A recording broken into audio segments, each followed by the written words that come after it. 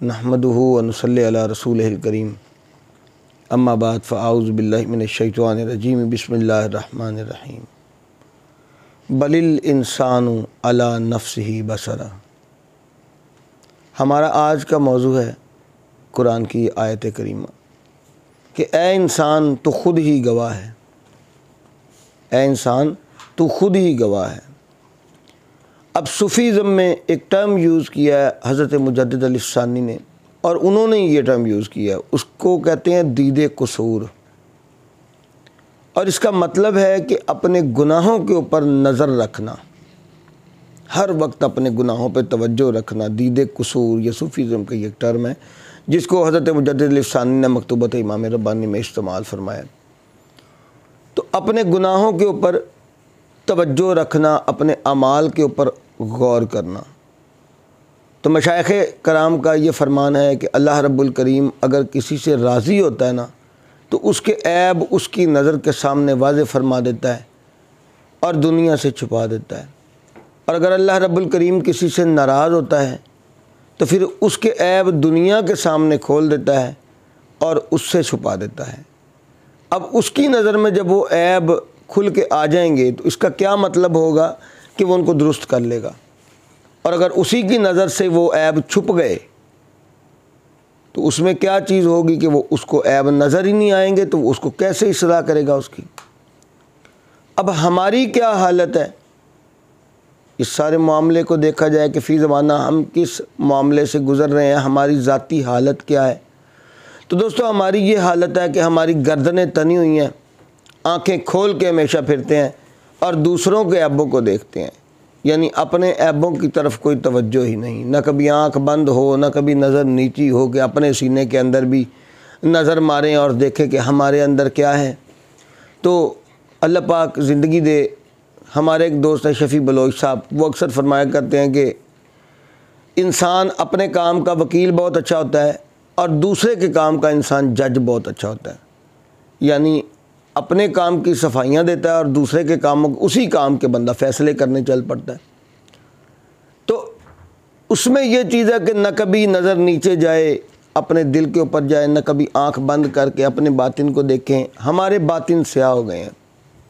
تو لکھنے والا لکھتا ہے نا، جس دور پہ نازاں تھی دنیا ہم اب وہ زمانہ بھول گئے، اوروں کی کہانی یاد رہی ہم اپنا فسانہ بھول گئے، منہ دیکھ لیا آئینے میں پر داغ نہ دیکھے سینے میں، جی ایسا لگایا جینے میں مرنے کو مسلمان بھول گئے۔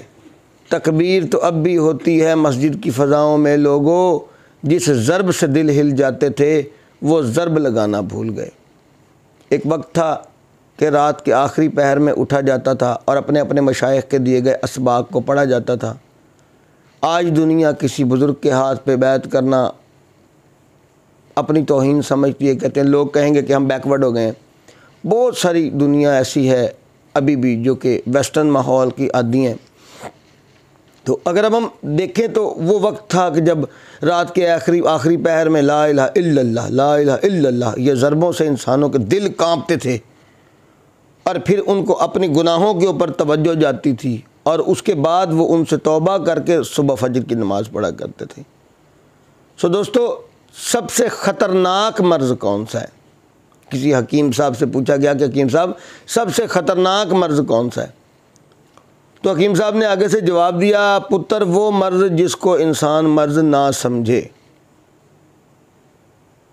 وہ مرض جس کو انسان مرض نہ سمجھے۔ تو مشائخ کرام اس طرح کہتے ہیں کہ وہ برائی جس کو بندہ برائی نہ سمجھے وہ سب سے خطرناک روحانی مرض ہے۔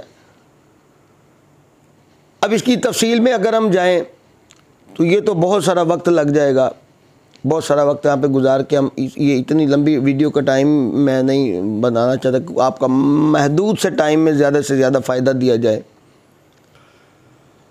تو وہ مرض جس کو ہم اپنی خوبی سمجھیں، دیکھیں آج وہ کون سے مرض ہیں۔ طریقت کے اندر ایسی ایسی ٹرمز ایجاد ہو گئی ہیں، ایسی ایسی نئی چیزیں ایجاد ہو گئی ہیں جن کا صوفیزم طریقت کے ساتھ کوئی تعلق ہی نہیں ہے، اور وہ روحانی برائیاں ہیں، اور ہم ان کے اوپر ان کو خوبی سمجھ کے اور اپنی ولایت سمجھ کے عمل کرتے جا رہے ہیں۔ ایک ایسا مقام دیکھا کہ ہمارے ایک دوست ہیں، وہ ایک مجمع میں جا کے کھڑے ہو گئے، ادھر کسی داڑھی والے شخص کو کوئی مار رہا تھا، تو وہ مفتی صاحب وہاں پہ جب کھڑے ہوئے تو اس نے بولا دیکھو یار مولوی صاحب نے چوری کی، دیکھو یار مولوی صاحب نے چوری کی۔ تو مفتی صاحب وہاں پہ دیکھ کے ان سے فرماتے ہیں کہ بیٹا آپ ایسے نہ کہیں کہ مولوی صاحب نے چوری کی، آپ یہ کہیں کہ خدا کی پناہ آج چوروں نے بھی داڑیاں رکھ لی ہیں، آج چوروں نے بھی داڑیاں رکھ لی ہیں۔ ہمیں اپنے الفاظ کو غور سے چننا ہوگا، ہمیں اپنی روحانی برائیوں کو دیکھنا ہوگا، ہمیں اپنے باطنی امراض کو دیکھنا ہوگا، ہمیں اپنے مشائخ کے پاس جا کے اپنی اصلاح کروانی ہوگی تاکہ ہمارے باطن روشن ہو جائے۔ اب ہمارے آنکھوں پہ ایک پٹی بندھی ہوئی ہے، وہ پٹی کیا ہے؟ جو ہمیں ہمارے گناہوں کو دیکھنا ہی نہیں دے رہی۔ سب سے بڑی مثال یہ کہ ہم لوگ نمازیں نہیں پڑھتے، اور اگر نماز پڑھتے ہیں تو گھروں میں چھپ کے پڑھتے ہیں اور مسجدوں میں جانے کی تکلیف نہیں کرتے، اور شیطان ہمارے اندر بیٹھ کے ہمیں اس کی دلیل کیا دیتا ہے کہ مولوی صاحب میں یہ برائی ہے، فلاں مولوی صاحب میں یہ برائی ہے، یہ مولوی صاحب یہ کام نہیں کرتے، آپ ان کے پیچھے نماز نہ پڑھیں۔ تو اب مقصد یہ ہے کہ اکثر اوقات ایسے ہم نے دیکھا ہے کہ محفلوں میں ناچ گانا ہو رہا ہے اور بزرگ اچھی خاصی عمروں کے کہتے ہیں او یار کوئی بات نہیں، تھوڑی دیر کچھ عرصہ ہمیں ریفریشمنٹ کر لینی چاہیے۔ وہ اس کو ریفریشمنٹ کہتے ہیں، یعنی کہ میں جاہل طبقے کی بات کر رہا ہوں جو پڑھے لکھے بھی نہیں ہیں، دنیاوی لحاظ سے بھی نہیں اور دینی لحاظ سے بھی نہیں۔ اللہ فرماتا ہے مسلط کر دیے ہم نے تم پہ شیاطین، اور انہوں نے عمدہ کر کے دکھا دیے تمہیں تمہارے اگلے اور پچھلے اعمال۔ اب اس کی چند ایک مثالیں لیتے ہیں۔ ایک یونیورسٹی کا لڑکا ہے، وہ ہمارے پاس آیا ہماری محفل ذکر کے اندر، تو بیٹھے ہوئے جب اس نے باتیں سنی تو اس کو باتیں بڑی اچھی لگی کہ ہم کیا کر رہے ہیں، کیا نہیں کر رہے ہیں، ہم کدھر جا رہے ہیں۔ تو وہ مجھے کہتا کہ حضرت جی، اب وہ لڑکا سگریٹ بھی پیتا تھا اور سگریٹ بھی کچھ اور طریقے کے پیتا تھا، اور فحش گوئیاں بھی کرتا تھا، اور موبائل کا بھی مس یوز کرتا تھا، اور نماز وہ شخص پڑھتا بھی نہیں تھا، نہ چہرے کے اوپر سنت مبارکہ کے مطابق داڑھی اس نے سجائی ہوئی تھی۔ مقصد یہ ہے کہ جب اس سے بات ہوئی تو اس نے بولا کہ اللہ کا شکر ہے کہ جی آپ کا یہ آج کے بیان سن کے میرا دل اتنا خوش ہوا ہے کہ شکر ہے اللہ کا میں برائیوں سے دور ہوں۔ فلاں شخص ہے جی وہ تو جمعہ بھی نہیں پڑھتا، چلو میں جمعہ نماز پڑھنے چلا جاتا ہوں۔ تو مقصد یہ ہے کہ وہ مصوف فرماتے ہیں کہ جان بوجھ کے کوئی گناہ کبھی کیا نہیں، تو اگر کوئی انجانے میں ہو گیا ہو تو میرا رب مجھے معاف کرے۔ اب یہ موبائل کا مس یوز کرنا، یہ فحش گوئیاں کرنا، یہ نشہ آور سگریٹیں پینا اور نمازیں ترک کرنا، اگر یہ گناہ نہیں تو میرے بھائی پھر کیا گناہ ہے؟ پھر گناہ کس کو کہتے ہیں؟ تو وہی معاملہ ہے نا کہ دید قصور کے اپنے گناہوں کے اوپر نظر رکھیں اور اپنے گناہوں کو دیکھنا سیکھیں۔ ہمارے مشائخ کرام یہ دعا کیا کرتے تھے، صحابہ سے یہ دعا منقول ہے کہ اے اللہ رب الکریم مجھے میری نظر میں چھوٹا کر دے اور مجھے دنیا کی نظر میں بڑا کر دے۔ میری نظر میں چھوٹا کرنے سے مراد اور دنیا کی نظر میں بڑا کرنے سے مراد کیا ہے کہ اللہ کریم مجھے میرے عیب دکھا دے، اور پروردگار میرے عیب دنیا میں میری عیب گوئی نہ کرنا، اللہ کریم دنیا میں میری عیب پوشی فرمانا۔ ہم لوگ اکثر کہتے ہیں اللہ رب الکریم ہمیں حشر کی شرمندگی سے بچا، استغفر اللہ الذی لا الہ الا هو الحی القیوم واتوب الیہ، اللہ کریم ہمیں حشر کی شرمندگی سے بچا۔ بل الانسان علی نفسہ بصرا، اس دن ایک انسان خود ہی گواہ بن کے بولے گا اللہ کریم میں نے یہ کیا۔ سوال یہ ہے کہ آج کی دنیا میں گواہ بکتے ہیں، گواہ خریدے جاتے ہیں، ہر چیز ہو جاتی ہے، جھوٹی گواہیاں دی جاتی ہیں، گواہوں کو پیسے دے کے خرید لیا جاتا ہے کہ تم یار گواہی دے دو یا تم گواہی سے پھر جاؤ۔ اس دن اے انسان تو کیا کرے گا جب تیرے وجود میں سے آوازیں آئیں گی اللہ کریم نے تیرے پہ تجھے مسلط کر دیا ہے، تو یہ بھی نہیں کہہ سکتا اللہ اس بندے نے جھوٹی گواہی دے دی ہے۔ تو اللہ کہتا ہے کہ بل الانسان علی نفسہ بصرا، اب تو خود ہی گواہ ہے، تو خود ہی بولے گا، جو ہاتھوں نے کیا وہ ہاتھ بولیں گے، جو پیروں نے کیا وہ پیر بولیں گے، جو آنکھوں نے کیا وہ آنکھیں بولیں گی۔ تو معاملات کیا ہے؟ شیطان ہمارے اندر بیٹھ کے ہمیں تعویلیں کیسے دیتا ہے۔ اب یہ ایک یونیورسٹی کے بچے کی بات ہوئی، ایک رشوت خور بندہ تھا جو رشوت لیتے، دیکھا ہم نے اس کو، کافی رشوت لیتا تھا وہ بندہ، ساری دنیا کو پتہ تھا۔ تو وہ بندہ کیا کہتا ہے، حضرت جی معاملہ یہ ہم نے تو 2 روٹیاں ہی کھانی ہوتی ہیں، اصل میں بیوی اور بچے جو ہے نا ان کو پالنا اللہ نے ہمارے پہ فرض لگایا ہے، تو یہ بیوی اور بچے کو جو اخراجات ہیں یہ بہت زیادہ ہوتے ہیں، تو ان کو پورا کرنے کے لیے ہم کون سا خود رشوت خور ہیں، ہم کون سا کھاتے ہیں، 2 تو روٹیاں کھاتے ہیں وہ ہماری تنخواہ میں پوری ہو جاتی ہیں۔ تو اب یہ کیا چیز ہے؟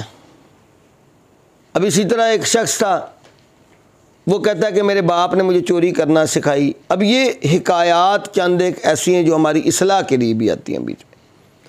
چور نے اپنے بچے کو تیار کیا، خود فوت ہو گیا، تو اب وہ آگے چور اپنے بیٹے کو اپنے باپ کی اور خود کی بات سنا رہا ہے۔ کہتا ہے میں اور میرا ابا بہشتی ہم لوگ گئے، ہم نے ایک گھر کی دیوار میں شگاف لگایا، ہم لوگ بڑی محنت سے اندر گئے، القاسب حبیب اللہ مزدور اللہ کا دوست ہے، ہم نے مزدوری کی اللہ کے لیے اپنی روزی کمانے کے لیے۔ جب اندر گئے تو وہ کافر کا بچہ تہجد نیند کے کھڑا تھا۔ خدا کی پناہ، جو شگاف لگا کے اندر گھس گئے وہ القاسب حبیب اللہ کہہ رہے ہیں، اور پھر وہ فرما رہے ہیں کہ وہ کافر کا بچہ آگے تہجد نیند کے کھڑا تھا۔ تو بولتا بیٹا ہم لوگ واپس آ گئے، ہماری روزی میں اس بندے نے خلل ڈالا۔ بہت عرصے کے بعد دوبارہ میں اس گھر میں گیا، ابا بہشتی فوت ہو گیا ہوا تھا، تو وہ کافر کا بچہ اپنے بچے کو بھی تہجد کی تعلیم کر گیا ہوا تھا، وہ بھی کھڑا تھا اور نماز پڑھ رہا تھا، میں بھی اس گھر سے خالی واپس آ گیا۔ تو کہتا خدا کی لعنت ہو اس گھر کے اوپر جو مزدوروں کے اوپر اس طرح معاملات کرتا ہے۔ یہ کیا چیز ہے؟ یہ کیا چیز ہے؟ تو وہی بات ہے نا کہ ہمارے گناہ ہماری نظر سے اللہ رب الکریم نے چھپا دیے ہیں اور دنیا کی نظر میں وہ واضح ہو گئے ہیں۔ اب اولیاء کی کیا اس میں طریقہ کار ہے؟ ولیوں کا کیا معاملہ ہے؟ اولیاء یہ فرماتے ہیں کہ اپنا محاسبہ کرو، اپنے اندر چھپے ہوئے شیاطین سے بچو، اور اس کے طریقے یہ بتاتے ہیں کہ مشائخ کی قربت اختیار کرو، مشائخ کی قربت اختیار کرو۔ ہمارا کیا معاملہ ہے کہ ہم دو رنگوں میں تحلیل ہو گئے ہیں۔ ہم دنیا کو یہ بتاتے ہیں کہ ہم بہت پارسا ہیں، بہت نیک ہیں، بہت کرنے والے ہیں، جبکہ ہمارا اندر کچھ اور ہوتا ہے۔ تو میرا یہ مشورہ ہے کہ اگر تو آپ انسان ہیں یا انسان بننا چاہتے ہیں تو جیسے اندر سے اگر ہم منافق ہیں تو ہم اپنے باہر سے بھی دنیا کو منافق ہی دکھائیں، لیکن اگر ہم اندر سے اچھے نہیں ہیں اور باہر سے دنیا کو خود کو ہم بڑا پارسا بنا کے دکھا رہے ہیں تو وہ باہر والا رنگ اپنے اندر بھی اتاریں تاکہ ہمارے اندر بھی دین بس جائے۔ اب یہ وہ معاملات تھے کہ جن کے اوپر ہم نے چند ایک باتیں واضح کی کہ یار ایسے ایسے یہ برائیاں عام ہیں، یہ دیکھی دید قصور جو اپنے گناہوں کے اوپر نظر رکھنا، یہی ہماری بقا ہے۔ اور اب ان چیزوں سے بچنے کے بہت سارے معاملات انشاءاللہ العزیز ہم اس ویڈیو کے بعد اگلی ویڈیو ایک بنائیں گے جس کے اندر ہم ان معاملات کا، ان برائیوں کا سد باب بتائیں گے۔ اللہ رب الکریم ہم سب کو عمل کرنے کی توفیق عطا فرمائے۔ وآخر دعوانا ان الحمد للہ رب